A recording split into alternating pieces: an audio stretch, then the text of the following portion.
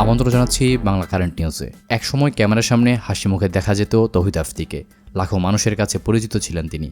কিন্তু এখন সেই পরিচিত মুখকে ঘিরে প্রশ্ন একটাই, কারাগারের ভেতর বর্তমানে কেমন কাটছে তার দিন।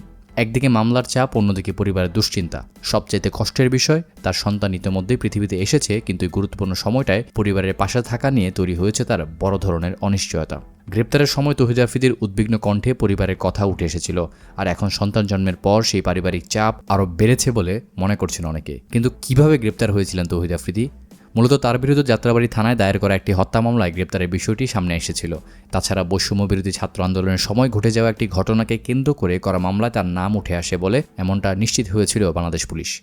এরপর আদালতের নির্দেশে তাকে রিমান্ডে নেওয়া হয়। রিমান্ড শেষে জামিন আবেদন নামঞ্জুর হলে তাকে কারাগারে পাঠানো হয় আবার। তবে এখানেই শেষ নয়, পরবর্তীতে অনলাইন প্রতারণা সংক্রান্ত আরও একটি মামলাতে তাকে গ্রেপ্তার দেখানোর নির্দেশ আসে। ফলে এক মামলার চাপ কাটতে না কাটতেই সামনে আসে নতুন আইনি জটিলতা।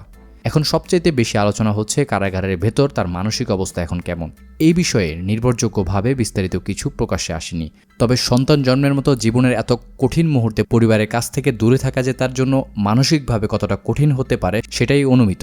একদিকে আইনি লড়াই, অন্যদিকে স্ত্রী, নবজাতক সন্তান ও পরিবারের টেনশন, সব মিলিয়ে তৌহিদ আফ্রিদির জীবন এখন চলছে কঠিন সময়। তবে মনে রাখতে হবে, তার বিরুদ্ধে আনা অভিযোগগুলো আদালতে এখন পর্যন্ত প্রমাণিত হয়নি। তদন্ত ও বিচারিক প্রক্রিয়া শেষ হওয়ার পরই অভিযোগগুলোর সত্যতা পরিষ্কার হবে। তৌহিদ আফ্রিদির জন্য এখন সবচাইতে কঠিন বিষয় কোনটি বলে আপনার মনে হচ্ছে? মামলার চাপ, নাকি সন্তান জন্মের পর পরিবারের কাছ থেকে দূরে থাকা? কমেন্টে আপনার মূল্যবান মতামত জানাতে ভুলবেন না। এতক্ষণ সঙ্গে থাকার জন্য আপনাকে জানাচ্ছি বিশেষ ধন্যবাদ।